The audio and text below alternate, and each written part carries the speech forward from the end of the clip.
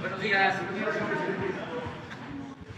Bueno, vamos a iniciar con el informe sobre salud. Son, recordando, dos temas. El primero es el que tiene que ver con el fortalecimiento del sistema de salud pública para que se tenga un buen servicio de salud y se cumpla con lo que establece la Constitución, el derecho del pueblo a la salud. Esto es que cualquier persona, cualquier mexicano, esté o no asegurado, pueda ser atendido en un centro de salud, en una unidad médica, en un hospital, pueda recibir todas las atenciones, estudios, medicamentos y que no tenga que pagar nada. Es un servicio de salud pública universal, de calidad y gratuito. Ese es el propósito. No ha sido fácil, pero vamos avanzando. Hay muchos obstáculos porque estaba completamente abandonado el sistema de salud. No les importaba o les interesaba nada más para robarse el dinero, sobre todo el dinero de las compras de medicinas, de equipos. No les importaba que durante el periodo neoliberal se subrogaron los servicios, se subcontrataba, dejaron al ISSSTE, por ejemplo, como un cascarón, porque rentaban hasta las camillas, las sillas de rueda, los estudios en laboratorio. En el caso del seguro, pues es lamentable lo que pasó con la guardería ABC.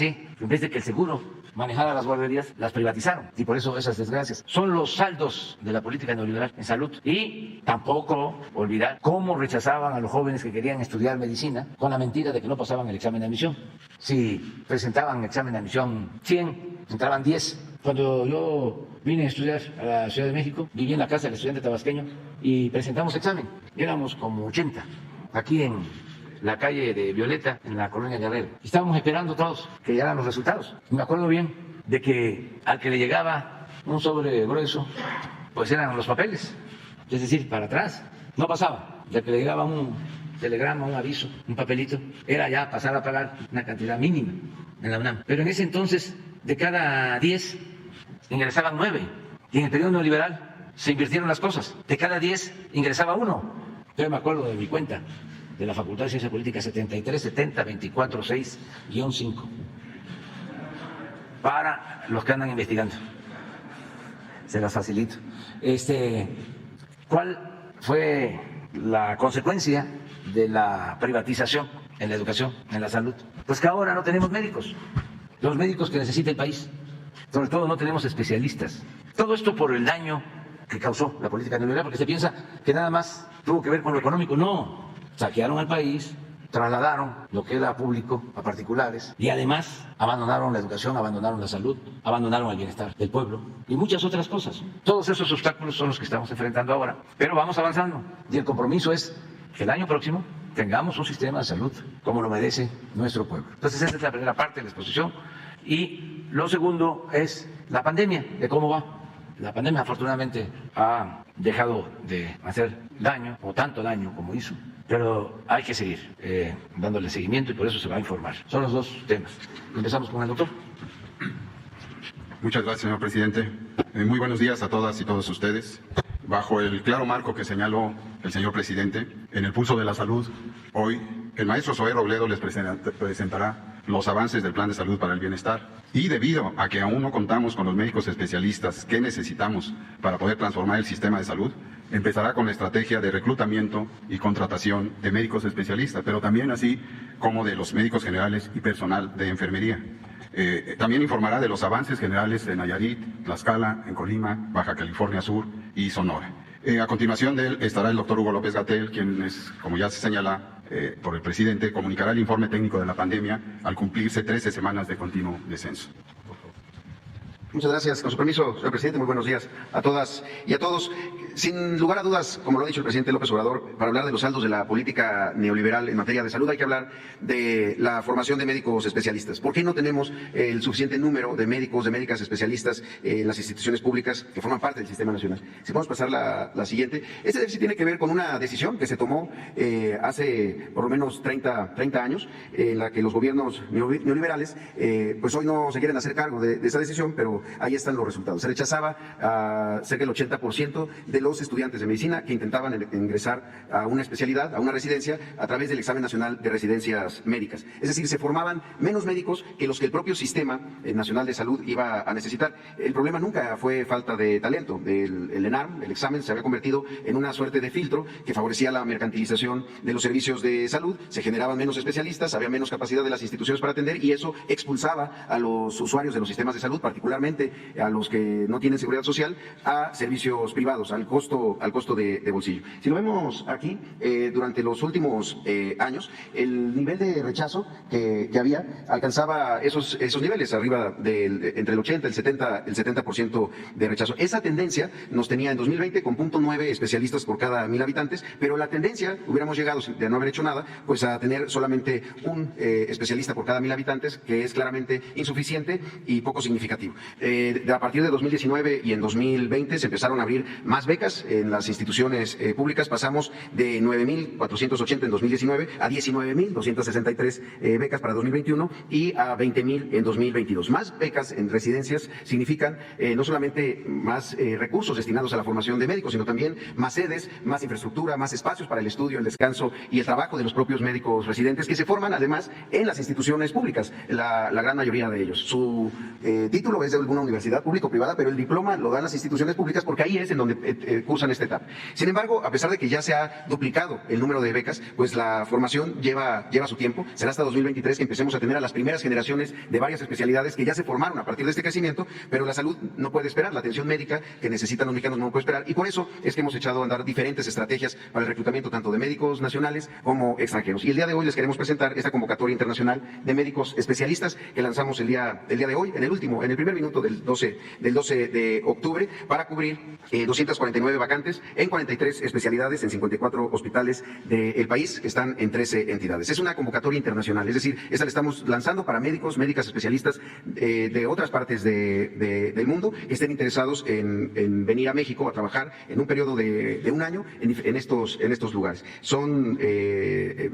Este mecanismo nos va a servir sobre todo para cubrir en aquellos lugares en donde hay más necesidad de especialistas. Los requisitos es ser médico especialista en las especialidades definidas en la convocatoria, tener pasaporte vigente, título y cédula profesional de la especialidad o equivalente, también su currículum actualizado y firmado, dominio obviamente del idioma español y una carta de su último empleador. También hay que decirlo, si hay médicos mexicanos interesados en estos lugares, por supuesto que pueden inscribirse, y a quienes resulten seleccionados se les va a hacer este contrato anual en alguno de estos hospitales. Algo muy importante que queremos decir es, si puedes pasar a la siguiente, se trata de estas localidades. Todos son hospitales que atienden a población sin seguridad social y están en lugares verdaderamente remotos, como San Quintín en Baja California, Mulegé en Baja California Sur, Benemérito de las Américas o Guadalupe Tepeyac en Chiapas, Villalta o Huautla en Oaxaca, en Zongolica, en Mamantel, en Campeche, en Huachochi, allá en Chihuahua. En este caso son hospitales del IMSS Bienestar, el resto son de los hospitales que están en el proceso de transferencia. Para postular a la vacante hay que ingresar a la página que hemos utilizado, médicosespecialistas.gov.mx, que estará disponible a partir del día miércoles 12 de octubre, es decir, hoy en el primer minuto del 12 de octubre. Podemos pasar un video que hemos preparado para esta convocatoria.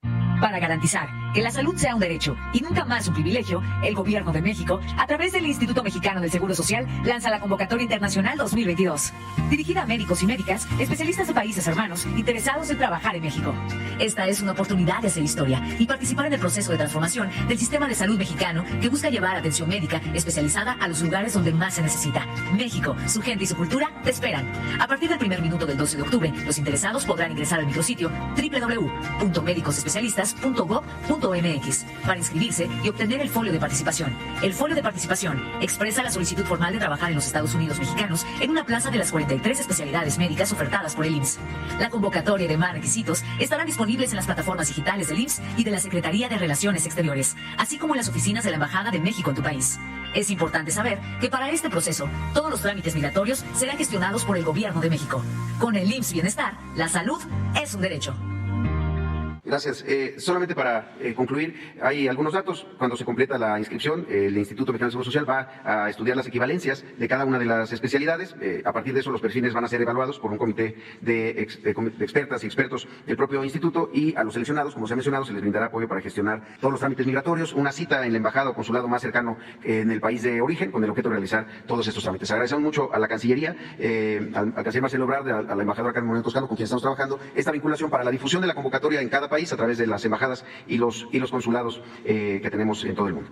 También el día de hoy queremos presentar esta otra convocatoria, es una convocatoria local, en este caso para médicos generales, médicas generales y también personal de enfermería. En los estados en donde estamos implementando el modelo de atención de IMSS Bienestar, estamos ampliando también los turnos en donde necesitamos tener cubierto con médicos generales en el primer nivel de atención, en hospitales, pero principalmente en primeros niveles, en centros de salud, unidades médicas rurales del propio IMSS Bienestar, para que entonces tengamos no solamente durante la mañana a los médicos, sino también durante la tarde, la noche y los fines de semana. Son vacantes que se están abriendo para laborar en Nayarit, en Tlaxcala, en Sonora, en Baja California Sur, en Campeche. En este caso son 1,750 vacantes de médicos generales, 550 de personal de enfermería y 1,357 de personal técnica de enfermería. También está abierto para todo el país y se abre hoy mismo también en el mismo horario, y en este caso se tiene que ingresar a la página www.ims.gov.mx/IMSS Bienestar, y ahí se va al apartado de convocatorias y pueden encontrar todos los detalles para descargar los formularios y postularse a estas plazas. Esto también estará listo a partir del día de hoy a las 12 de la noche. Podemos pasar a la siguiente, y para repasar los avances que tenemos en los diferentes estados, en Nayarit, en los 13 hospitales y las 292 centros de salud, ya con una cobertura del 100% de personal de médicos especialistas y 97% de médicos generales y de personal de enfermería en el primer nivel. También en las acciones de infraestructura y rehabilitación se han invertido 237 millones de pesos, ya con las obras concluidas en los hospitales que se rehabilitaron, y al 80% del avance en las obras de primer nivel de atención que está llevando a cabo el INSABI, y se están incorporando 94 centros de salud más que inician el 17 de octubre. Y también estamos avanzando en el proceso de adquisición de 4,330 piezas de equipo por 194 millones de pesos en el primer nivel y 2,451 piezas de equipo por un importe de 475 millones de pesos para el segundo nivel de atención. En el abasto en Nayarit reportamos un surtimiento de recetas del 98,65%, es nuestro indicador semanal. En el caso de Tlaxcala, por favor, la siguiente, tenemos también ya presencia en 10 hospitales y 195 centros de salud, donde está cubierta al 95% la necesidad de médicos especialistas, en médicos generales y personal de enfermería al 87%, y avanzando también en el proceso de equipamiento, de adquisición de equipos por 2,855 equipos que equivalen a 66,4 millones de pesos para el primer nivel y 1,351 piezas de equipo para el segundo nivel de atención por un monto de 229 millones de pesos. En el abasto estamos en 93% de recetas surtidas la última semana. En el caso de Colima, también con presencia en 100% de las unidades, con el 100% de cobertura de médicos especialistas y también ya con cobertura del 74% de médicos generales y personal de enfermería. En las obras de infraestructura y rehabilitación se han invertido ya 130 millones de pesos en la rehabilitación de 5 hospitales que ya se concluyeron, en rehabilitarlos y también estamos en el proceso de equipamiento de los mismos con la adquisición de 3,606 piezas de equipo médico. El abasto está en un nivel de 96,88% de recetas surtidas la última semana. Y finalmente, los dos nuevos estados donde acabamos de ingresar el 1 de octubre, ya con el programa de Bienestar. Agradecemos mucho a los gobiernos de los estados, tanto de Baja California Sur como de Sonora. En Baja California Sur estamos ya con presencia en 6 hospitales, 4 unidades de especialidades médicas y 57 centros de salud. La cobertura de médicos especialistas en Baja California Sur es del 59%, de médicos generales y personal de enfermería del 60%, y ya estamos concluyendo los procesos de capacitación en primer y segundo nivel de atención. La rehabilitación de unidades médicas se está haciendo una inversión de 131 millones de pesos para rehabilitar 6 hospitales. Esto inició el día de ayer y en 35 unidades de primer nivel que se concluyeron desde el año pasado por parte del INSABI y que está ahora programando 22 más para poderlas también rehabilitar. En cuanto al equipamiento, estamos en el proceso de consolidación de la necesidad de equipo en Baja California Sur para hacer una compra de varios estados. Y en el abasto pasamos de 73 al 96,9% de recetas surtidas completas con un programa de abastecimiento emergente de insumos médicos. También en el caso de Sonora, ya con presencia en el 100% de las unidades, 15 hospitales, una unidad de especialidades médicas y 219 centros de salud. En Sonora siempre ha sido un tema complicado la cobertura de médicos especialistas. Hoy se reporta el 67% de cobertura de médicos especialistas, por eso estas otras estrategias de las que estamos echando mano. En médicos generales y personal de enfermería hay un 50% de cobertura, y en la capacitación ya estamos concluyendo al 99,5% en hospitales y 98% en centros de salud. Se han invertido un total de 254 millones de pesos en la rehabilitación de 15 hospitales y una unidad de primer nivel, que ya tiene un avance del 98%, y una inversión de 50 millones de pesos, además de 100 unidades de primer nivel que se rehabilitaron en 2021 por 128 millones de pesos y 50 unidades de primer nivel que tienen una inversión de 74,4 millones de pesos con un avance del 87%. En cuanto a equipamiento, se encuentra en proceso de adquisición tanto para primer como segundo nivel. Equipamiento, vamos al 15%. También estamos incorporando a Sonora a esta adquisición global de equipo. En el abasto estamos en un nivel del 90% de recetas surtidas completas. ¿Cierto? Por mi cuenta, señor presidente. Muchas gracias. Buenos días. Con su permiso, presidente, secretario, buenos días tengan todas y todos ustedes. Vamos a informar brevemente sobre la pandemia de COVID. Como ya se señala, llevamos ya 13 semanas de reducción, más de 3 meses, en donde los indicadores fundamentales muestran todos de manera muy consistente una epidemia que está en receso. Lo que es importante tener en mente es que estos indicadores los registramos todos los días y estamos actualizándolos en toda la República, y podemos ver que la cantidad de casos es ya mínima, como decíamos la semana pasada, comparable tan solo con el inicio de la epidemia, pero obviamente en una situación mucho más ventajosa por la gran cantidad de personas que están vacunadas contra COVID-19. En la siguiente lo que vemos es que la hospitalización se mantiene en mínimos, 1% para las camas con ventilador, 2% para las camas generales, y va a estar fluctuando seguramente así en estas cantidades mínimas durante varias semanas. Y el indicador más relevante por el impacto que tiene, que son las defunciones, el indicador de mortalidad, nos muestra que ya en las 5 semanas más recientes tenemos por debajo de un dígito en las defunciones. En la semana que recién cerró, una defunción diaria en el promedio semanal. Esto implica que hay días, a veces consecutivos, en donde no tenemos ni una defunción en toda la República, y de manera convencional, casi un poco más de la mitad de las entidades federativas presentan días sin defunciones. Entonces vamos muy bien en ese sentido. Y la vacunación, seguimos avanzando. Esta semana solo subió un punto porcentual de 52 a 53% la cobertura neta en niñas y niños de 5 a 11 años. Esto es porque los embarques recientes se están utilizando en las segundas dosis, pero ya son en su mayoría los esquemas completos. Por su parte, en el promedio general tenemos 83% de cobertura de vacunación desde los 5 años en adelante. Ahora queremos dejar en claro que ahora en octubre estamos vacunando contra la influenza, ya lo dijimos la semana pasada, desde el 3 de octubre iniciamos. Es importante vacunarse contra la influenza independientemente de si se ha vacunado antes contra la propia influenza o contra COVID.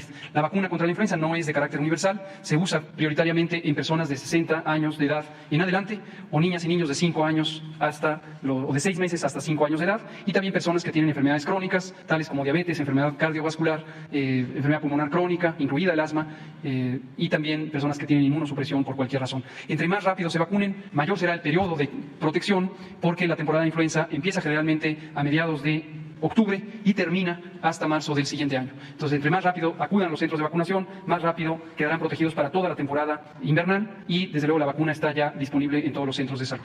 Y tendremos, indudablemente, durante esta temporada invernal, como ocurre en todo el mundo todos los años, múltiples infecciones respiratorias por más de 350 virus respiratorios que predominan en la temporada. No debemos espantarnos pensando que es un recrudecimiento de COVID, sino que indudablemente será el periodo de virus respiratorios. Esto es importante tenerlo en cuenta. Si en algún momento hubiera un recrudecimiento de COVID en México, por supuesto que lo comunicaríamos y lo presentaríamos gráficamente. Gracias. Bueno, vamos. 2, 3, mujer, 4, mujer 5, mujer 6. Vamos. Buenos días, señor presidente. Eduardo Esquivel Ancona, SDP Noticias. Quiero preguntarle, señor presidente, si no habrá una forma de la cadena de distribución, ahora que está la inflación. Hemos visto en SDP y en Econosfera, hemos estado haciendo un análisis que sí hay factores externos que están haciendo la inflación más grande. La guerra en Ucrania, con escasez de fertilizantes y de granos por el conflicto bélico en esa zona del mundo. La subida de los contenedores del transporte marítimo, de los fletes marítimos, hasta en un 5,000%, ¿no? De 2019 al 21, al año pasado, a este año, ha subido muchísimo. Eso incrementa los... otra cuestión es, aparte de la escasez de fertilizantes, también por el conflicto. Entonces son varios factores externos, ¿no?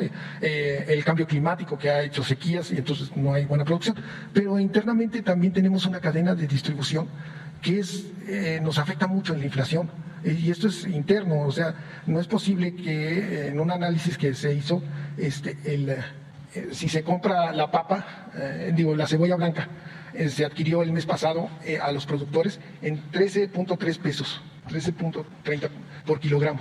Y aquí a los consumidores finales, en los grandes centros urbanos y todo, está a 52.8 por kilo. Este es un margen del 299%, es muchísimo.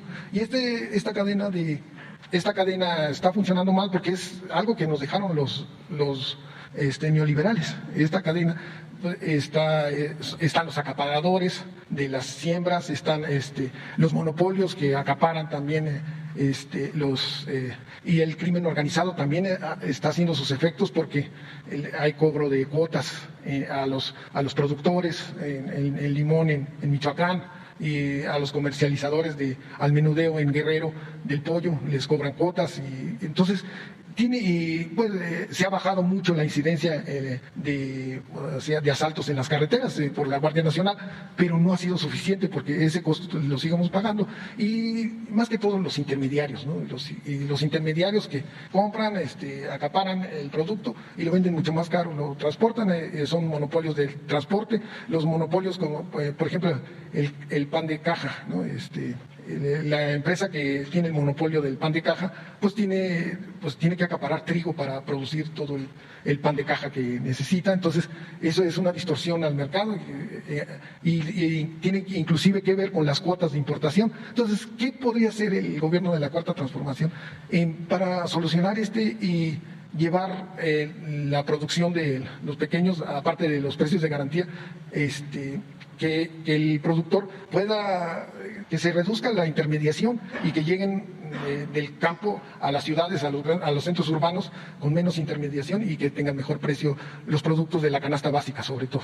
Pues es muy importante lo que planteas. Yo creo que, insisto, el camino es lograr la autosuficiencia alimentaria, que se produzca en México lo que consumimos. Y una prueba de que funciona la autosuficiencia es lo que está sucediendo con los energéticos. Como si tenemos petróleo y si lo procesamos en nuestro país, podemos ofrecer las gasolinas, el diésel a mejores precios o no aumentar los precios. Y eso está funcionando. No hay prácticamente inflación en el sector energético.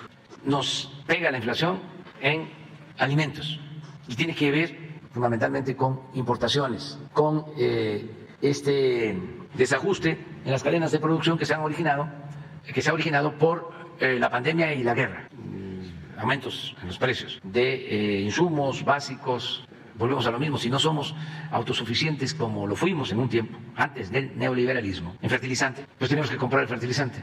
Y ahora el fertilizante se incrementó mucho a nivel mundial. ¿Por la guerra? Por la guerra. Y esto ha pasado con los básicos, con los alimentos básicos, y el aumento, lo que tú señalabas, en el precio del transporte marítimo, que se ha ido arriba 10, 15 veces más de lo que costaba. 5,000%. Así es. Entonces, toda esta crisis está dejando muchas lecciones. Yo creo que la principal es que busquemos ser autosuficientes, producir lo que consumimos. Y también, además de apoyar a los productores, no permitir monopolios, no permitir intermediarismos, como coloquialmente se conoce, coyotaje, que dicho sea de paso, es un asunto que viene de lejos, desde antes del periodo neoliberal. Ya existía el coyote, campesino trabajando, y a la hora de vender su cosecha, si quería, tenía que venderla a un precio muy bajo, si no, ahí le dejaban su producción. Eso se ha padecido durante años. A veces el campesino no saca ni siquiera lo que significa su esfuerzo, su trabajo. Llegó un tiempo, hace poco, en que decían los cañeros, no dejo de producir la caña porque tengo el derecho al seguro, pero no porque recibieran un beneficio, Mejor precio, sino nada más por el seguro. Ahora en eso ha habido cambios, ahora ya el cañero recibe un poco más porque se logró de que se ampliaran las cuotas de exportación de azúcar a Estados Unidos a partir del tratado. Ya tiene más valor el producto y esto nos ha llevado a que mejore la situación del productor cañero. No como quisiéramos, pero ya es distinto. Si ustedes lo piensan un poco, lo reflexionan, se van a dar cuenta que no hemos tenido conflictos como antes con productores de caña. Pero nos falta resolver problemas en el caso del maíz, que somos autosuficientes en maíz blanco, pero no en maíz amarillo, el que se utiliza para la producción pecuaria. Ahí tenemos que avanzar y luego cuidar de que no entre maíz transgénico. Es una lucha permanente porque los que venden los químicos pues presionan mucho para que se permita la siembra de maíz transgénico y eso no lo podemos permitir. Aprovecho para decirlo, no vamos a permitir el maíz transgénico. México es el país del maíz. Aquí surgió el maíz, como el cacao. y tenemos muchísimas variedades de maíz nativo.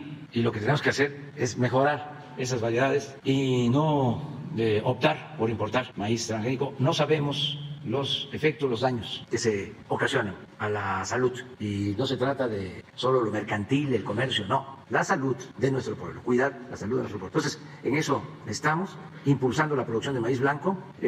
Somos autosuficientes. No se va a permitir que se use maíz amarillo para consumo humano. Tenemos que seguir produciendo maíz blanco y tenemos un plan con ese propósito para Sinaloa, para Jalisco, para Tamaulipas, para Chiapas, porque lo mejor para enfrentar la inflación es producir, tener los alimentos. En el caso del frijol ya logramos la autosuficiencia, ahí se combatió mucho a los llamados coyotes porque se fijaron precios de garantía y aun cuando los precios de garantía están por abajo de lo que está costando ahora el frijol por la inflación, de todas formas, si no existiesen los precios de garantía, pues le pagarían muy poco, como sucedía antes a los productores. En el caso del arroz también estamos apoyando con un precio de garantía, aunque ahí se requiere un plan mayor porque estamos importando el 80% del arroz que consumimos. Entonces eso no se puede hacer en un año, eso lleva más tiempo. Y también es que se abandonó el campo y se abandonó la producción de arroz. Todo Campeche era productor de arroz. Morelos. Desde luego, históricamente Morelos, ¿sí? Sinaloa, pero se abandonó el fomento de la producción de arroz. Estamos avanzando con precios, pero se requiere un plan mayor.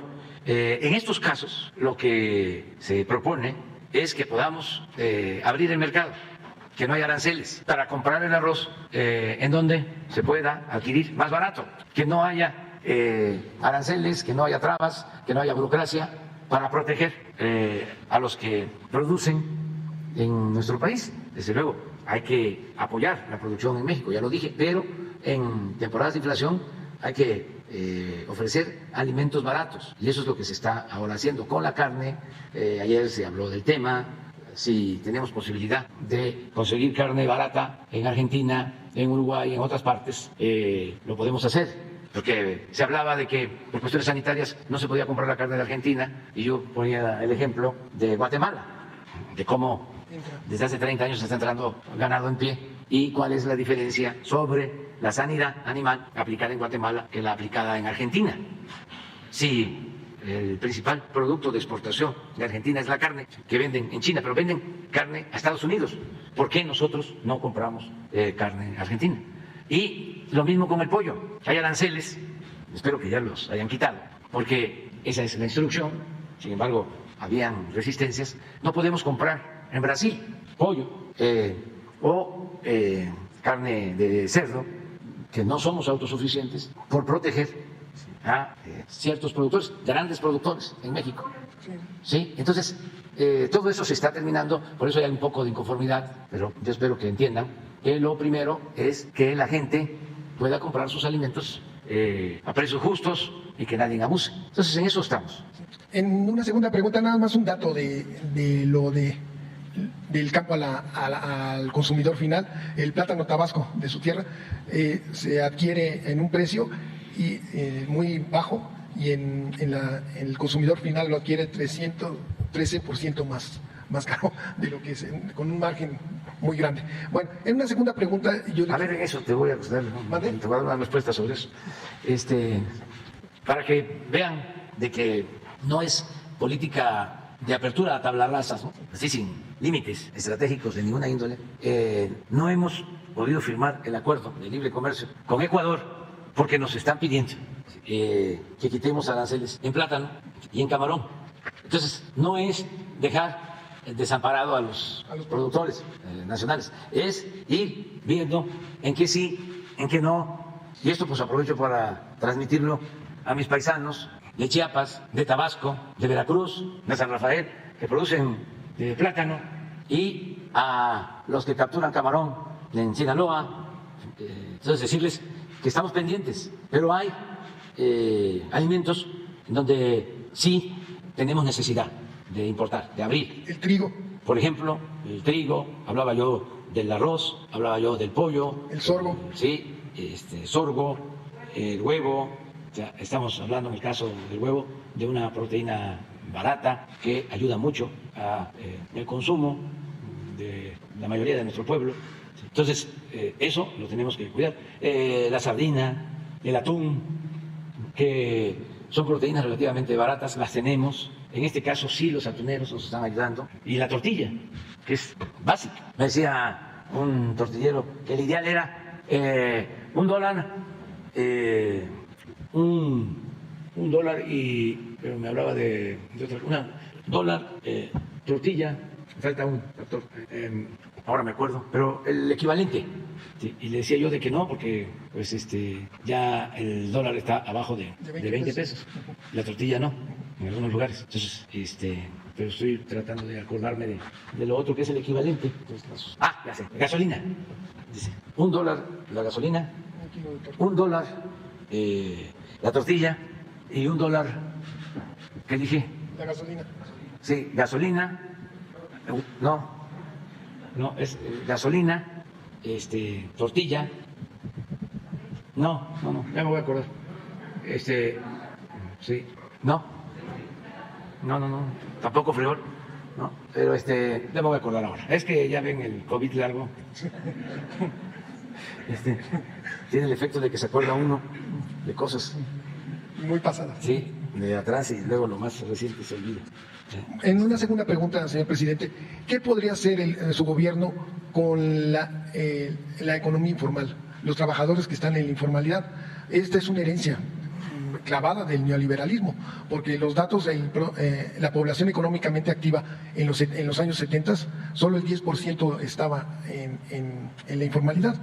En los años 80 se elevó a 30, ya en los 90 ya al 45, y a usted se lo dejaron en 56% de la población económicamente activa en la informalidad. La informalidad nos trae muchos problemas a los trabajadores porque no tienen un régimen como del Seguro Social, sí lo hay con el INSABI, con lo que ustedes están haciendo, pero tampoco un esquema de pensiones. Ahorita ya lo tienen con la pensión universal, pero sería mejor que pues con las cuotas de los trabajadores se pudiera aumentar los derechohabientes del Instituto Mexicano del Seguro Social o del ISSSTE. Y lo que vimos en SDP, en las investigaciones que hicimos y en Econosfera, el neoliberalismo en los 80s, cuando empezó a desincorporar las privatizaciones de las empresas y a extinguir empresas paraestatales como Cordemex en Yucatán, pues empezaron a crear desempleo.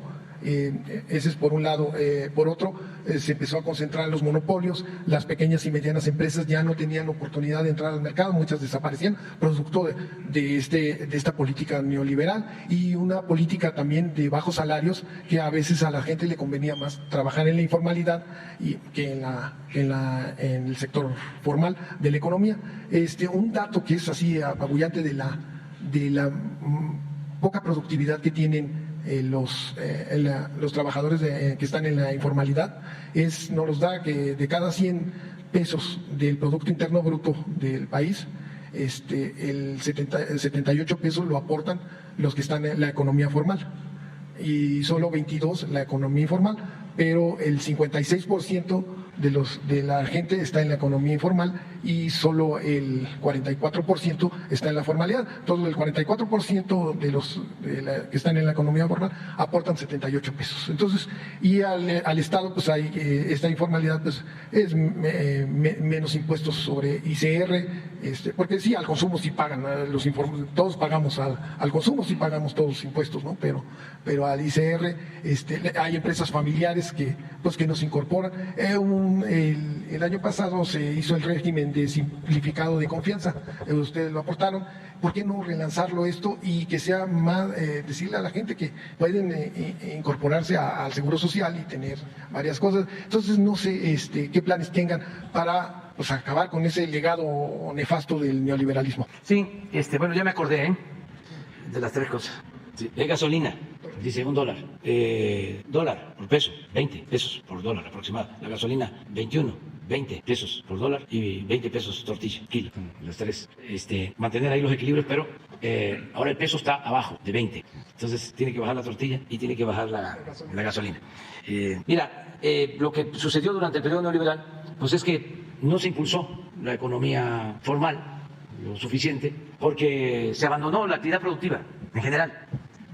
Hablando del campo y hablando de la autosuficiencia, la apuesta era a comprar todo lo que se consumía en México. Se decía, en un mundo globalizado no hace falta ser autosuficientes, podemos comprar afuera lo que se necesite. Eso fue lo que prevaleció como política en el sector energético, vender petróleo crudo y comprar gasolinas.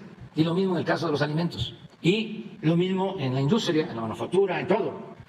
Y por eso perdió fuerza el sector formal. Y no había fomento a la actividad productiva. El Estado no promovía el desarrollo. Una política industrial. Nada. Llegaron a decir que la mejor política industrial era la que no existía. Lo dijo un secretario de Economía o de Industria. Creo que fue Serra, alguno de ellos. Pero ahí está el dato. A ver, busquen la información. Para los jóvenes, pues, la mejor política industrial es la que no existe. Un secretario. Les voy a dar otra, ¿no? Bueno, la de ASPE, que es conocida. Esa es de que no hacía falta producir en México, porque en un mundo globalizado podíamos comprar lo que necesitáramos en el extranjero. Ese es ASPE. Y un genio reciente, secretario de Economía, con cuño de Salinas de Gortari. González Anaya. González Anaya. Ese dijo que no afectaba que aumentara el precio de la gasolina, porque la mayoría, siendo secretario de Hacienda, porque la mayoría no tenía carro, la mayoría no usaba vehículos, no compraba gasolina, que no importaba que subiera el precio. Puro genio, pura eminencia. Serrapuche, secretario de Comercio con Salinas, ¿pero qué dijo exactamente? La que no existió. Entonces, por eso creció tanto la economía informal. Yo quiero decirles que la gente nos salvó de una crisis mayor. El país estaba en decadencia, pero hubiese habido un estallido económico, social, político, de mayores dimensiones. Fue terrible lo que sucedió. Por eso se les olvida a los conservadores. En vez de ofrecer disculpas y ser autocríticos y no caer en autocomplacencia, en vez de eso, se les olvida de que si no ha sido por la gente que empezó a buscarse la vida como podía, a salir a vender a la calle. Y esa economía fue la que permitió estabilidad. Dos válvulas de escape. Sí, la economía informal y los migrantes. Esos son héroes. En vez de quedarse y optar por actividades ilícitas, muchos jóvenes se lanzaron a buscarse la vida, a trabajar honradamente en donde habían oportunidades. Y ahora, ¿cómo no van a ser héroes si este año casi nos van a enviar a sus familiares 60,000 millones de dólares? Por eso no hubo un estallido social mayor. Imagínense si no se hubiesen salido alrededor de 600 hasta 800,000 mexicanos por año a buscarse la vida. ¿Qué hubiese pasado con el país? Pero qué sabio el pueblo, ¿no? Ya cuando se había tocado fondo con el proceso de degradación progresivo, con la decadencia, dijo el pueblo, basta. Y se inició una transformación. ¿Y qué ha dejado esta transformación? Aunque les incomode, les moleste. Gobernabilidad. ¿Dónde está el país? Convulsionado. Tenemos estabilidad económica. Nuestra moneda es la número 1 después del dólar en el mundo. Estamos recuperándonos de la pandemia, enfrentando la crisis de la guerra Rusia-Ucrania. Estamos recuperando empleos perdidos por la pandemia. ¿Por qué no pones el reporte de hoy? Aquí está el director del Seguro Social por el tema de los empleos formales. Cómo ahora están creciendo los empleos formales, como no sucedía en mucho tiempo. O sea, que se puede ver la trayectoria de los últimos tiempos. Imagínense, en 2 años con pandemia, más la guerra, y aspiro a terminar con un mínimo de 250 a 300,000 empleos por año nuevos, que se dice fácil. Pero miren, el del año, de los años.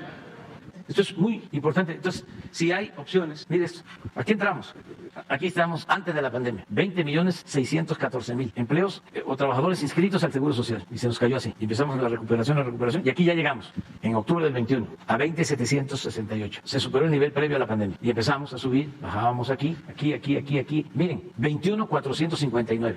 A 20,614. Estamos a menos de 200,000 de tener 1,000,000 después de esto. Entonces, la tendencia es esto se nos va a caer un poco en diciembre, porque todavía hay los trucos esos de despedir a trabajadores para no darles aguinaldo y recontratarlos. Pero es pecado social, para el que lo hace, nada más que se acuerden de eso. Pero nos vamos a ir para arriba.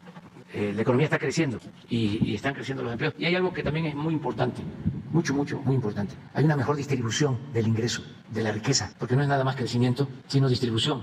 Se está creciendo de manera más justa, más igualitaria. Y eso también lo vamos a aprobar en su momento. Pero no va a haber un plan así para bajarle un poquito, ¿no? Que no sea el 56%, que sea el 54%, e irle bajando.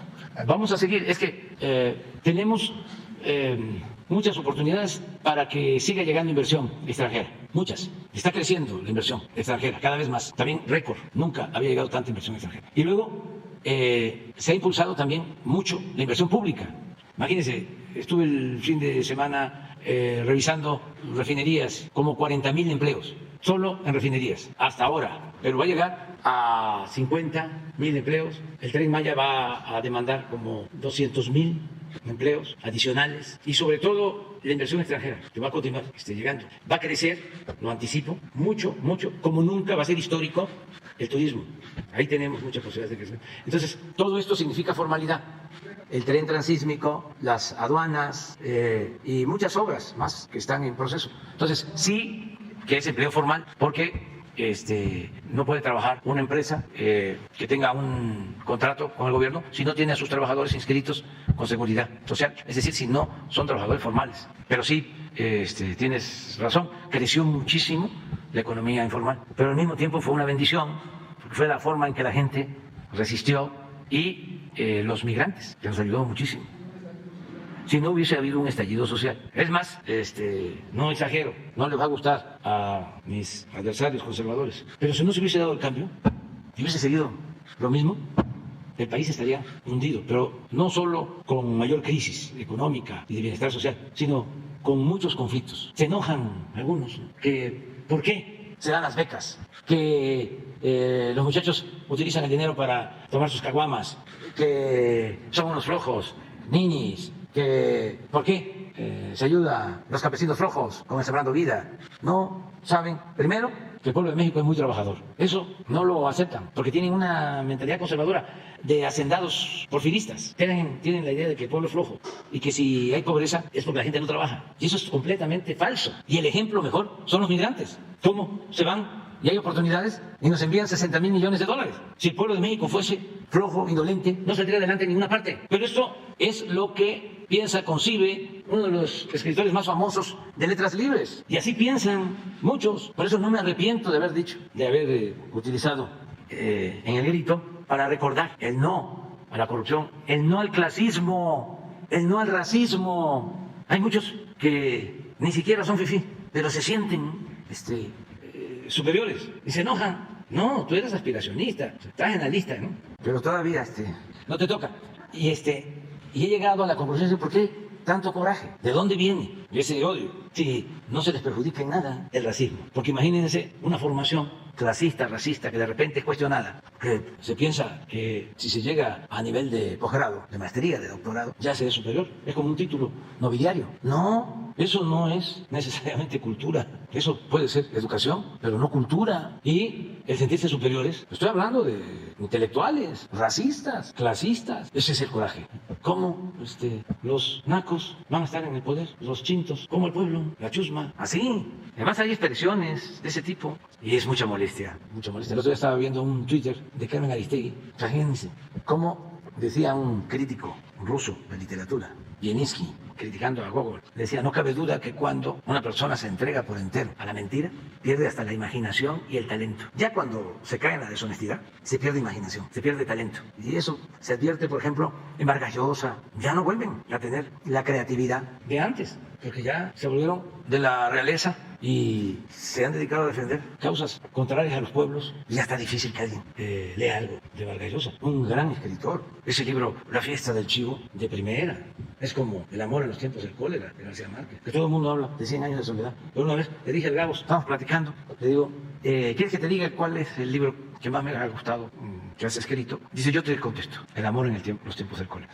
Él mismo lo sabía, pues eso, como escritor, lo sabe. ¿Por qué no pones el Twitter donde se esforzó mucho en su análisis? En donde está Tatiana en el aeropuerto. No, que está Tatiana, dice, es que es interesante, porque también si a entregarse a la mentira se le añade el enojo, uno tiene que estar sereno, tranquilo, no enojarse, porque sí perturba el enojo, el calentarse. Por eso, aunque tenga uno el corazón caliente, la cabeza fría, tranquilo, no te calientes, granizo. Es que es interesante ver lo superficial. No, es parecido, porque pues están así como actuando sincronizados. Son bastante, muy enojados. Por lo mismo, porque se está llevando a cabo la transformación. Dice Tatiana Cloutier que fue coordinadora de la campaña de López Obrador y lo hizo triunfar, algo así. Estaba sola en el aeropuerto viendo su celular. ¿Saben? Es de sentido común. Eso de estar viendo el celular en los aeropuertos, yo creo que es la mayoría de la gente que se sientan, bueno, y ahora hasta en la mesa, cuando invita a uno, sobre todo a los hijos, ¿no? Tiene uno que estarles diciendo, ¿qué pasó? ¿Vamos a platicar? Deja esa chingamuza. Aristegui Noticias, sí. ¿Pero no es la misma? Yo pensaba que no es de ella entonces. Entonces, ¿no la encontraron? A ver. Pues que cuide nada más quién le lleva eso. Porque yo pensaba de que era ella, o pienso. Dice, a la jefa de campaña presidencial que llevó al poder a López Obrador, Tatiana fue clave, importantísima, nos ayudó mucho, pero al poder nos trajo el pueblo. Fue vista en una sala de espera usando su celular. Bueno, adelante.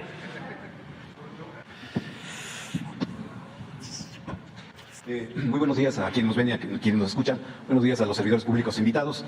Presidente de México, pues mañana es miércoles 12, día de la raza, fecha donde se conmemora la llegada a América del navegante Cristóbal Colón.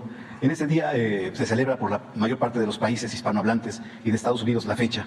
En los primeros años del siglo XX, por iniciativa del exministro español Faustino Rodríguez San Pedro, se instituyó este día. Han pasado 530 años y por fortuna existe conciencia en movimientos de neoindigenización que critican esta festividad debido a que se conmemora el sometimiento y la eliminación de los pueblos indígenas y precolombinos a sus culturas. La pregunta es, señor presidente, ¿debe permanecer en nuestro calendario cívico el Día de la Raza o cambiar al Día de la Resistencia Indígena o bien al encuentro de dos culturas? Y también, presidente, la semana pasada quedó el proyectarse aquí la canción El Infierno Verde de Salvador Manríquez. Esa sería mi primera pregunta. Bueno, yo creo que eso va a corresponder más a la opinión de la gente, ¿no? Lo cierto es que es anacrónico el uso de la palabra, del término, del concepto raza. Y habría que promover un debate sobre esto. Es un buen tema. En vez de los insultos y que haya debate de buen nivel sobre estos temas. Acaba de participar Beatriz en un encuentro de los ministros de Cultura, mujeres y hombres que vinieron. Y su discurso fue sobre eso. A ver, ¿por qué no lo ponemos, su discurso de Beatriz? Porque es interesante lo de la raza. En España se conmemora el 12 de octubre, le llaman, creo que el Día de la Hispanidad. Y está siempre el rey y el presidente. Y le aplauden, o antes, yo no sé cómo esté ahora, pero le aplaudían muchísimo más al rey que al presidente. Esto en Madrid. Pero, pues, allá es otro país y se tiene que respetar, aunque ya hay un movimiento también en España, en donde se procura enfrentar esa mentalidad colonizante, colonizadora, racista, un movimiento nuevo, sobre todo encabezado por Podemos. Hace poco vi una intervención de un legislador de Podemos, que ojalá y también la podamos poner ahora. Sí tienen tiempo, ¿no? Sí. Beatriz, de una vez, aprovecho para decirles que no aspira a ningún cargo. Eso es lo que ella me ha manifestado y creo que en su momento lo va a externar. Así como dijo al principio que no iba a ser primera dama, porque pues todas las mujeres son primeras damas, y que se iba a seguir dedicando a su trabajo como investigadora. Así también, nosotros terminamos, en mi caso, en menos de 2 años y me voy a Palenque. Al Infierno Verde. Ella va a seguir como maestra y como investigadora, eso es lo que me ha dicho y en su momento creo que lo va a expresar. Ya no quiero hablar más porque es una mujer con criterio, independiente, y no me vaya a reclamar de que para qué estoy de vocero, de salamero dirían en el pueblo. ¿Bien? Ándale, el del diputado. Pero es que es interesante, porque sí estamos en octubre. ¿Cuándo es 12? Mañana. Está muy bien. verdad es que las relaciones comerciales y económicas con América Latina han sido y son muy estrechas. El problema, me parece, es que las derechas no son sus mejores embajadores por el comportamiento que suelen tener aquí y por la prepotencia y arrogancia con la que suelen intervenir allí. Por ejemplo, el Partido Popular, en lugar de defender a las empresas dispuestas a contribuir a la prosperidad general, pues se ha caracterizado por plantearse como el máximo defensor de los regalos fiscales a unas pocas grandes, ¿no? Le ríen las gracias al señor Sánchez Galán, presidente de Iberdrola, que trató a los consumidores españoles como tontos, votan en contra de todo lo que sea mejorar los salarios de los trabajadores, su derecho a la negociación colectiva, que pretenden que en América Latina les aplaudan por defender condiciones aún peores para la gente trabajadora de allí. Cuando Aznar, señorías, vio que Venezuela no sería su petróleo, apoyó un golpe de Estado. Cuando ustedes vieron que Bolivia no sería su litio, apoyaron un golpe de Estado. Cuando ven que México cuida su energía, presentan iniciativas como esta que son ofensivas y diplomáticamente una gran torpeza. Para presionar al gobierno de México, no lo olvidamos, ustedes enviaron a Ayuso y Aznar, oficial de una suerte de Hernán Cortés 2.0, a ofender al gobierno y al pueblo mexicano, incluidos sus pueblos indígenas. Y la respuesta que se encontraron con ellos fue lógica. El presidente López Obrador les dijo que ellos no tolerarían ese trato arrogante, impropio de una relación igualitaria entre naciones. Para presionar al gobierno de México, ustedes que no condenan el franquismo, quisieron dar lecciones de liberalismo. Y el presidente López Obrador les dijo dignamente que ellos eran liberales, sí, pero la manera de Cádiz, de Benito Juárez, de los hermanos Flores Magón, es decir, un liberalismo social, republicano, abierto a muchas empresas, la mayoría que hacen las cosas bien, con mutuos beneficios para todos, pero que no iban a permitir que ninguna de las grandes, se llamen Iberdrola o se llamen Naturgy, pues pretendan saltarse la legalidad o atentar contra el interés general. Esa respuesta, señoría, del presidente López Obrador respecto a la energía fue la misma respuesta digna que tuvo el presidente Lázaro Cárdenas sobre el petróleo en los años 40 del siglo pasado. Pero, por arrogancia, por prepotencia, por ignorancia, ustedes no lo ven. Y se equivocan, señoría, porque América Latina no es ni será su patio trasero. Y porque sus pueblos, que hace tiempo se independizaron ya de la monarquía, no aceptarán nunca ser tratados como súbditos, ni renunciarán a tener una economía con justicia social y con soberanía sobre sus bienes públicos. Relaciones comerciales justas, de igual a igual, todas. Ahora, jugar a los encomenderos, sacar a pasear los fantasmas de Cortés, de Pizarro, de Valdivia, pues una mala idea. A menos, señorías, que quieran que se vuelva a perder más aún lo que ya se perdió hace bastantes siglos. Tómala. Eso es allá en España. A ver, vamos a... Distinguidos y distinguidas excelencias nos acompañan esta noche. Esta cena es para ustedes. Mi presidente me ha pedido darles la más... No es ese. Es el de las culturas. A lo mejor no está. Me ayuda Beatriz, porque no puedo estar en todos los actos. Y estos temas los maneja muy bien porque es parte de su trabajo como investigadora. Entonces tiene que ver con lo de las razas y habla de eso. Cómo se ha utilizado el racismo para justificar la opresión y el sometimiento de los pueblos. Si se considera que alguien es de una raza, entre comillas, superior, tiene cierto derecho a someter a otro ser humano. Beatriz Müller, usted tiene la palabra. Saludos a la directora general de la UNESCO, Madame Audrey Azoulay. Greetings to all delegation. Saludos a todas las delegaciones. Welcome in Mexico. En representación del presidente de México, Andrés Manuel López Obrador, tengo el agrado de ofrecer unas palabras para ustedes. Como lo saben, México es una nación con culturas milenarias, cuando menos 5, antes de nuestra era. La teotihuacana, la zapoteca, la mixteca, la maya y la que se conoce como cultura madre, la olmeca. Desde hace más de 3.000 años, en gran parte de Mesoamérica, estas civilizaciones ya contaban con su propia lengua y escritura, sus medios de producción alimentaria, intercambio comercial, expresiones artísticas y cultos politeístas. Después de Cristo, algunas de ellas decayeron y tomaron vigor en otras como la tolteca, la mexica y el esplendor maya. Unas más, otras menos, llegaron hasta Costa Rica y Panamá. Con la dominación española en el siglo XVI, hubo un enriquecimiento mutuo y en los últimos tiempos, a partir del siglo XIX, por migraciones de americanos del norte, europeos, asiáticos, sudamericanos y países del Caribe. Hace unos 80 años, cuando todavía se hablaba de tipos de raza en la especie humana, se ensalzaba o se despreciaba, según el caso, a personas por su aspecto físico. Décadas después, los científicos concluyeron que no hay razas en la especie humana, sino que cada uno es parte de una misma especie biológica. Esto quiere decir que todos somos iguales, aunque varíe nuestro color, somos herederos del Homo sapiens. Sin embargo, por más que se ha explicado el punto, el racismo vive con insidia e impunidad. Esto es, se relega a hombres y mujeres por alguna supuesta inferioridad biológica y cultural, estigma establecido por una raza cumbre o superior. El racismo como ideología, aunque se proscriba y condene, sigue lacerando la dignidad humana.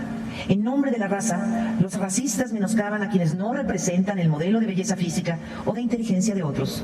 Lo digo sin cortapisas, porque reconocer esta desgracia que habla mal de nosotros como humanidad y hacer algo efectivo para aminorarla es el punto de partida para alcanzar algún día una cultura de respeto entre todos los que vivimos en la casa común.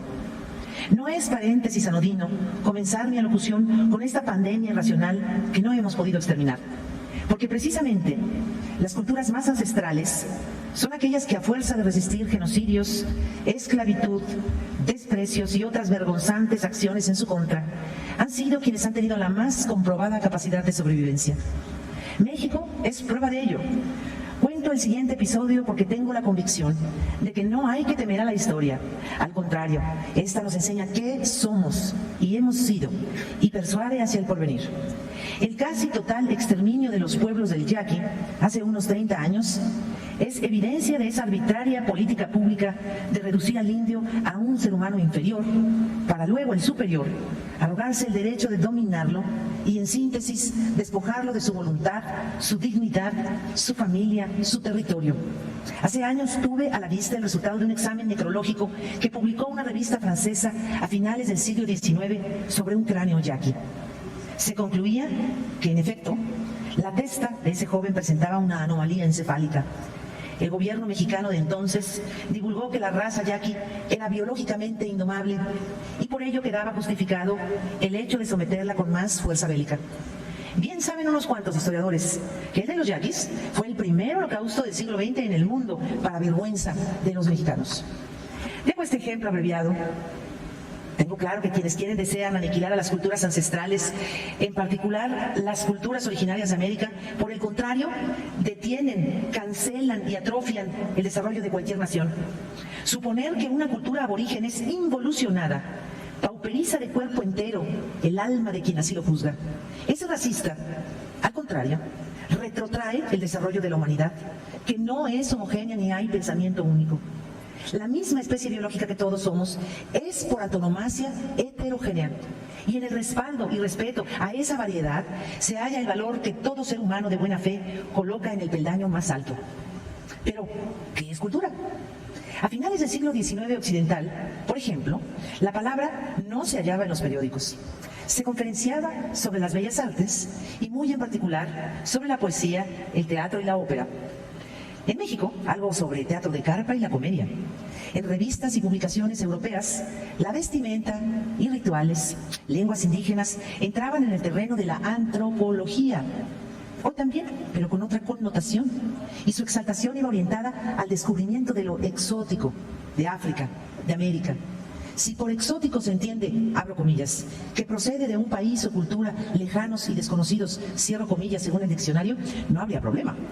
Pero el adjetivo exótico para muchos continúa aún refiriendo de forma peyorativa a vestuarios, idiosincrasias o ceremoniales de aborígenes curiosos, raros, bárbaros. Los exóticos, es una pena aún para muchos, son aquellos que se quedaron fuera de la órbita civilizatoria o de la evolución. Par de palabritas de compleja definición, pues por más que se determine por un lado que son, abro comillas, conjunto de ideas o creencias de un grupo, y por otro, nuevamente abro comillas, cambios graduales de algo en una comunidad, son palabritas, repito, que dejan un largo envanecimiento de desprecio.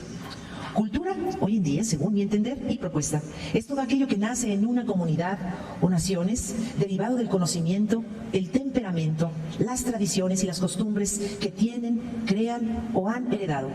Cultura ya no es más en exclusiva el arte de tocar el violín o la figura de mármol.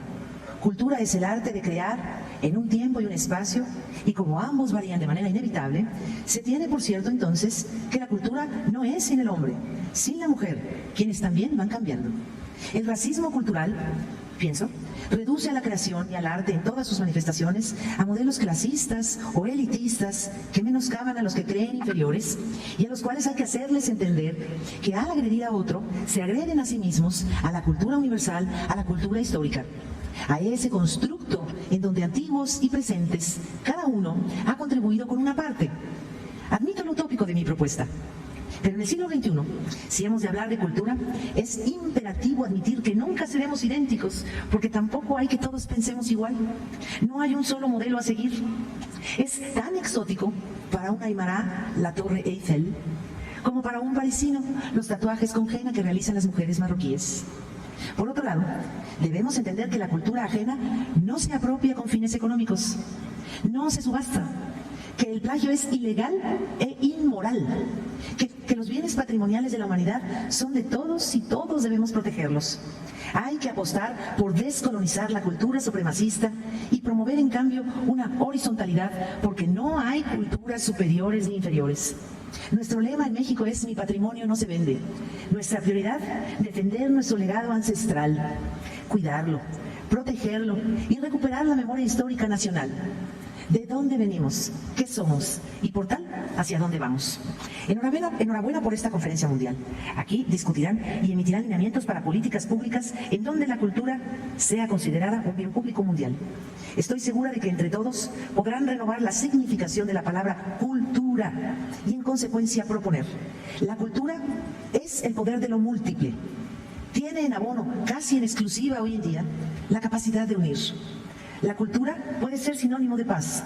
Si abonamos a una cultura incluyente, no clasista, ni racista, menos aún colonizante o hegemónica, habremos dado ya un paso más hacia la paz mundial que anhelamos todos los que buscamos encumbrar lo que hace el hombre que piensa y siente. Muchas gracias. Bueno, ya está. Pero es interesante el tema. De cultura, raza. Vamos a la investigación. Presidente de todos los mexicanos, mi segunda pregunta. Frente a las campañas del cártel del periodismo sesgado y tendencioso, sobre todo en estos momentos en los que los emporios de comunicación han definido su posición, su papel y su responsabilidad, donde la mayoría defiende lo indefendible del otrora poder político y económico de los moralmente derrotados. Un dato de parametría de Francisco Abundis revela que hay una crisis de confianza en los medios tradicionales. 17% confía en la televisión, 19% confía en la radio y 21% confía en los periódicos. Edel Truth and Baronet coloca a México entre los 20 países del mundo con mayor desconfianza en los medios de comunicación. Hoy, presidente, a 1468 días de su gobierno, con la conferencia 948 de prensa, según Luis Estrada de Spin Taller de Comunicación, quien asegura que usted acumula 76.544 afirmaciones falsas, engañosas y que no se pueden probar, de acuerdo a su libro El Imperio de los Otros Datos, y partiendo de que el gobierno de la Cuarta Transformación gobierna a través de un proceso de pedagogía política o concientización continua con las mañaneras, mi pregunta es: ¿qué son las conferencias mañaneras? ¿Para qué son las conferencias? ¿Y para qué sirven las conferencias mañaneras, presidente? Y si me permite, ¿hubiera fracasado este proyecto de la 4T sin mañaneras? Bueno, este es un diálogo circular y se garantiza el derecho del pueblo a la información. Y se dice que información es poder. Y sí, siempre y cuando se entienda que el poder solo tiene sentido y se convierte en virtud cuando se pone al servicio de los demás. El poder no es el dinero, la prepotencia, el mando. El poder es humildad, es mandar obedeciendo. Entonces, este ejercicio es muy bueno porque si se está impulsando una transformación, pues es natural que exista una oposición, que haya resistencias al cambio. Y en efecto, nosotros estamos llevando a cabo una transformación y estamos enfrentando una reacción conservadora. De ahí viene la palabra, el término reaccionario. Si nosotros no informamos, pues les dejamos todo el terreno a nuestros adversarios. Si de por sí manejan la mayoría de los medios de información, tienen el control de la mayoría de los medios de información. Entonces, de esta manera podemos informar. ¿Cómo es que se llama ese libro? El poder de los otros, el imperio de los otros datos. De los otros datos. El imperio de los otros datos. Sí, dar a conocer los otros datos. Estrada. Replicar, pero sobre todo hacer conciencia. Por eso sí es pedagógico. Porque lo más importante en una transformación es el cambio de mentalidad. Así como la política es transformar, también la obra mayor en una política de transformación es el cambio de mentalidad. Porque cuando cambia la mentalidad, cambia todo. Siempre he dicho, hay veces que hay una revolución, un movimiento armado, y la gente sigue pensando igual. Y lo nuestro es una revolución de las conciencias, que ha calado profundo. Hay millones de mexicanos comprometidos y participando en esta transformación. No es una vanguardia, como puede pasar en una guerra de guerrillas, que se expresa porque hay un movimiento de vanguardia, un pensamiento más avanzado y también con convicciones, con ideales, decidido a buscar una transformación, pero sin el suficiente respaldo popular. Por ejemplo, la Revolución de Independencia sí tuvo respaldo popular, no todo el pueblo estaba de acuerdo, pero en el inicio, cuando Hidalgo y Morelos llaman al pueblo a luchar por la independencia y por la justicia, porque los dos querían lograr al mismo tiempo la abolición de la esclavitud, la igualdad y la independencia. Por eso son grandes. El movimiento de reforma no tenía mucho respaldo popular, pero tenía unos dirigentes, hombres, se decía en aquel entonces, ahora se agregaría hombres y mujeres, que parecían gigantes, pero no había tanto respaldo popular. Imagínense si el movimiento liberal iba a tener tanto respaldo popular si estaba enfrentando al clero, que no solo en ese entonces eran dueños del territorio, sino de las conciencias. ¿Cómo es entonces que se lleva a cabo el movimiento de reforma? fue una genialidad política. Dicen algunos, fue una chiripa. No, es la capacidad política de los liberales y de Juárez, su perseverancia. Además, un gran estratega. Toma la decisión de nacionalizar los bienes del clero y al mismo tiempo pone esas tierras al mercado y le abre el apetito a los propietarios, que aunque eran muy católicos, como se estaba presentando la oportunidad de quedarse con las tierras del clero, si no se vuelven liberales, cuando menos se neutralizan. Entonces se obtiene un respaldo para llevar a cabo la reforma y luego para enfrentar la intervención. La Revolución Mexicana también, muy popular, mucha gente, pero no tanto, no muchos. Ahora, esta cuarta transformación, millones de participantes, millones de participantes. Entonces por eso debemos tener confianza de que se están sentando las bases para que se logre una sociedad mejor y se destierre la corrupción y el racismo y el clasismo, y haya justicia y haya igualdad y haya felicidad en nuestro país. Este es un cambio profundo, pacífico. Voy a contar una anécdota de cómo es distinto cuando se impone algo que cuando se construye de abajo hacia arriba. Un cambio desde abajo y con la gente. No sé si en Checoslovaquia, algún país de los que pertenecía a la Unión Soviética, Polonia, me platicó un dirigente de izquierda, ya grande, que en Polonia pues se impuso el comunismo cuando se amplía el dominio de la Unión Soviética. Pero la gente seguía pensando igual. Esto es para ver las diferencias, ¿no? Y dice que les preocupaba mucho a los dirigentes porque la gente seguía siendo católica y no cambiaba y los veían y los respetaban a los dirigentes, pero no les tenían afecto. Siempre los trataban con reserva, ¿no? No se entregaba al pueblo. Además, era un aparato, un puesto. Y dice que después de un congreso, de una asamblea donde se discutía el tema de cómo hacer que la gente cambiara y que aceptara al nuevo régimen político, cómo tenían que hacer. Entonces venían 2, 3 saliendo de ese congreso y venían platicando sobre el tema y de repente una mujer postrada, hincada, pidiéndole, ¿no?, algo al creador. Y en la plática traían el tema de que ellos debían de acercarse más a la gente y ser más solidarios, más fraternos, que era lo que les faltaba. Convencer. Por ejemplo, dice, mira, ahí está esa mujer pidiendo algo. Vamos a acercarnos a ver qué quiere. Vamos a ayudarla. Y así tenemos que actuar, siempre. Ya se acercan y está la señora pidiéndole a Dios que le ayude, porque no tiene para alimentar a sus hijos, para vestirlos, que necesita 200 pesos. Entonces ahí la escuchan y le dice uno al otro, ya ves, vamos a ayudarla. ¿Cuánto traes tú? Pues 50. Ah, yo traigo 50. Vamos a darle 100. Pero la mujer estaba pidiendo 200, la señora. Y entonces, ey, mujer, ya párate. Mira, aquí, en la tierra, aquí nosotros, humanamente, solidariamente, nos tenemos que ayudar unos a otros. Mira, ahí está, te damos 100 pesos para lo de tus hijos. Y entonces, ay, les agradezco mucho, son ustedes muy buenos. Y, gracias. Y ya, y le dice el que venía sosteniendo que se tenía que cambiar de actitud, ¿no? Le dice, ¿ya viste? Así es, si actuamos así, vamos a ir ganando a la gente. Pero siguen caminando y de repente voltean y la mujer vuelve a hincarse. Dice, mira, ya está otra vez, vamos a ver qué está diciendo ahora. Ya escuchan que dice la señora, Diosito, muchas gracias que me mandaste lo que te pedí, pero ya no me lo vuelvas a mandar con estos comunistas, porque ya se quedaron con 100 pesos.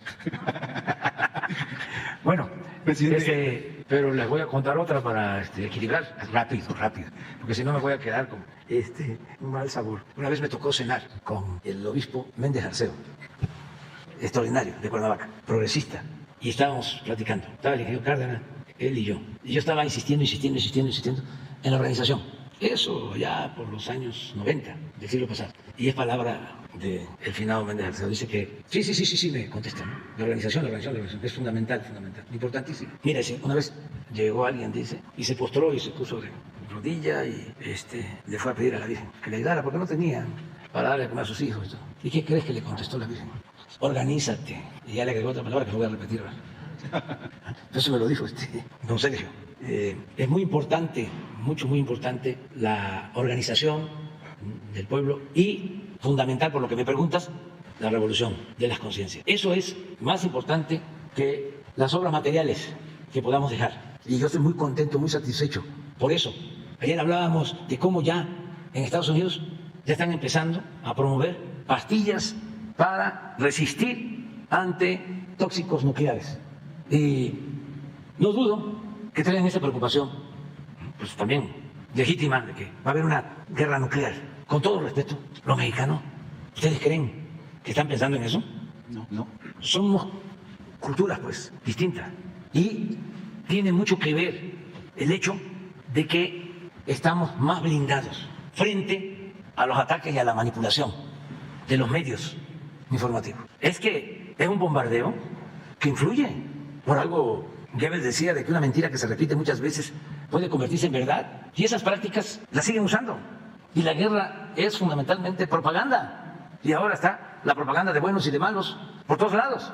Pero los mexicanos hemos avanzado muchísimo en eso. Ofrezco disculpa por hablar de nosotros, pero no quiero ser chauvinista, pero tampoco extranjerizarte. Antes solo valía lo que venía de afuera. Éramos nosotros mismos motivo de burla. No, esta es una gran nación, precisamente por nuestras culturas, por nuestras civilizaciones. Un gran pueblo, con mucha grandeza cultural. Entonces eso, nada más tenerlo ahí. Las mañaneras ayudan mucho, ya nada más ¿Se pueden institucionalizar, presidente? No, porque el que llegue, sea mujer o sea hombre, que tiene que tener todo el apoyo, me refiero a su investidura, a su autoridad, porque va a ser el presidente, la presidenta electa, legal, legítimamente. Ya nadie más puede estar compitiéndole en lo que corresponde al ámbito de sus atribuciones. No caciquismos, no maximatos, nada de eso. Entonces, si termina el gobierno y ellos consideran que hay otra manera de comunicar, de informar, pues también va a ser válida. Esta a nosotros nos ha ayudado muchísimo, porque hemos resistido. Ayer, antier, se dio a conocer un libro en contra de nosotros. El rey del cash. Sí. ¿Mande? No, para nada. Es que son varios y los que vienen. O sea, es que es así. Es un proceso de transformación, como ya lo expliqué, y esto pues afecta a intereses creados y también se sienten afectados en su pensamiento conservador. Los entiendo perfectamente. Y tienen toda la libertad para expresarse. Se han escrito como 10 ya en contra y van a escribirse pues otros 10 o 20. Nada más que yo tengo pues un escudo protector, que es mi honestidad. ¿Según lo había censurado, presidente, el libro? ¿Mande? ¿Según lo había censurado el libro? Es que no tiene caso estar respondiendo si no hay ninguna prueba. Es un acto de libertad, aún sin pruebas y de deshonestidad intelectual, entre otras cosas. Pero así es esto y van a seguir porque no les ha resultado nada. Sí, pero no, y van a recibir más golpes y hay que tener presente a dos poetas siempre que se den estos casos. Bueno, antes que nada la conciencia, que es nuestro tribunal, el más importante, nuestra conciencia. Y también, pues, tener principios, honestidad, que en mi caso es lo que estimo más importante en mi vida. Si no fuese honesto, ya me hubiesen destruido. Pero eso es mi escudo protector, mi ángel de la guarda. Bueno, mi ángel de la guarda es el pueblo, pero por lo mismo. Y decía de Amirón, dice, siempre he salido de la calumnia ileso. Era un gran poeta. En su primera etapa tiene unas cosas bellísimas. Por eso lo admiraba Rubén Darío, que era más joven al principio. ¿Por qué no pones lo de Darío sobre el fango? Lo de Darío tiene un poemínimo sobre el fango. Se llama... Sí, la calumnia se llama. Vamos a verlo, porque eso es mejor. La calumnia. No, pero tampoco quiero meterme. Está en libertad absoluta. O sea, está para que pueda ser entrevistada por Carmen Aristegui, por Denise Dresser, ¿cómo se llama? Ciro, López Dóriga, Cárdenas, el otro, sí, desde luego, Riva Palacio, pero me falta Leonardo Curcio, bueno, casi todos, pero Marín. No, pero el que estoy buscando es el que tiene la casa, que nunca ha querido dar a conocer, Loret, que tiene 6 departamentos, sí, tiene uno de lujo, tiene departamento en Miami, tiene una residencia en Valle de Bravo. Esto es bellísimo. La calumnia. Puede una gota de lodo sobre un diamante caer. Puede también, de este modo, su fulgor oscurecer. Pero aunque el diamante todo se encuentre de fango lleno, el valor que lo hace bueno no perderá ni un instante. Y ha de ser siempre diamante, por más que lo manche el cielo. ¿A poco no es bellísimo? Van a seguir, pero hablaba yo del nivel de conciencia de nuestro pueblo. El pueblo de México es de los pueblos con menos analfabetismo político. Y sí, es el coraje que tienen. Hacen todo. Imagínense lo que gastan. Dinero que les cuesta la guerra sucia. La calumnia como práctica política. De todos los días. Ayer, 8 columnas de Reforma. Hoy, 8 columnas de Reforma. Y nada, decía Juárez, el triunfo de la reacción es moralmente imposible. Entonces hay que seguir adelante, no detenernos, seguir actuando de manera consecuente. Y además deben de serenarse, tranquilizarse. Primero, porque no tienen la razón. Nosotros no engañamos a nadie. Yo llevo 20 años, si no es que más, escribiendo lo que estamos ahora aplicando en el gobierno. Pueden ustedes ver, revisar todos mis libros. Y lo que estamos haciendo es eso.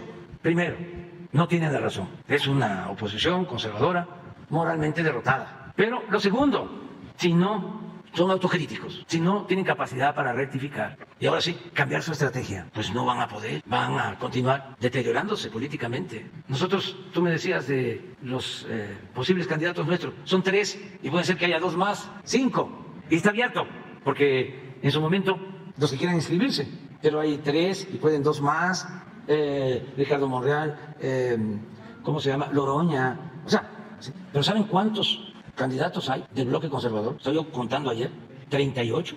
¿Cómo le van a hacer? Ya vamos a dar aquí a conocer la lista porque ya no hay tapados. No deben de haber tapados ni dedazos. Entonces, que los 38 participen. Todavía ayer o antier, Silvano, de los que me acuerdo así, no, pues ayúdenme nada más en la lista, pero vamos a dejarlo para mañana. Porque si lo hacemos ahora ya nos vamos a tener este tema para mañana. Pero ¿cómo se llama el de Coyoacán? Que ya también expresó que quiere. No, el que es diputado. Cuadri. La señora Lili Telles también ya expresó, ¿no? Santiago Cris. No, van a ver. Sí. Eso sí, estaba yo como 38, o si no es que más, y los que se apunten. Entonces, pues ellos tienen que empezar. ¿Cuándo es que va Claudio? Ese es como el jefe, Sí, pues una recomendación, que empiecen ya a resolver quién va a ser el candidato. Eso no es un asunto fácil. Y que se acuerden que el ciudadano vota por 3 cosas. Como él no sabe de esto, no está de más darle un consejo. Cualquier consulta causa honorario. La gente vota por 3 cosas, que lo vayan resolviendo, ¿sí? Para que ya dejen de estar espiando y gastando dinero con publicistas, y calumniando, que se dediquen a 3 cosas. La gente vota por la organización política. Puede ser un partido, 2 partidos, una coalición, una alianza, que le gusta pues, a la gente. Es un triángulo. Lo segundo, por el candidato o la candidata. O sea, eso hay que resolverlo. O sea, primero la organización, segundo el candidato. Tercero, que es muy importante, el programa. No es nada más estar diciendo que somos nacos o populistas o no sé qué más, sino qué proponen. Eso ayuda mucho, que la gente tenga claridad. Si, por ejemplo, no estamos de acuerdo con la política de entregar las pensiones a los adultos mayores, como ya lo manifestamos y hasta votamos en la Cámara en contra de eso, pues que digan eso, porque hay mucha gente que está de acuerdo con ellos en ese tema, definidos. No estamos de acuerdo con dar las becas a los jóvenes, no estamos de acuerdo con el cambio en los contenidos de los libros de texto, no estamos de acuerdo en que se siga aplicando la misma política exterior, no estamos de acuerdo en esto, o no en negativo, sino estamos de acuerdo en impulsar la actividad productiva, apoyando a los empresarios, apoyando a las empresas extranjeras, garantizando la seguridad, la tranquilidad, la confianza. O sea, pero un plan, ¿ustedes saben de algo que esté proponiendo? Nada. Ándele, pues eso, paneles solares, eso, paneles solares, ¿sí? Carros eléctricos, o sea, su propuesta. Entonces, ojalá opten. Son 3 cosas: su agrupación política, su candidato o candidata. Lo ideal sería que se resolviera de manera democrática, ¿no? Así como va a haber una encuesta en el flanco izquierdo, en el conservadurismo hicieron una encuesta. Pueden ser 38, pero pues se hacen selecciones y van quedando los mejor posicionados hasta que queden 3 y ahí deciden. Ya más tampoco les voy a estar asesorando, pero que les ayude eso para que dejen de estar haciendo el ridículo. La verdad, no es por ahí la cosa. Son muy corajudos y es para decirles ternuritas. Bueno, nos vemos. Dios.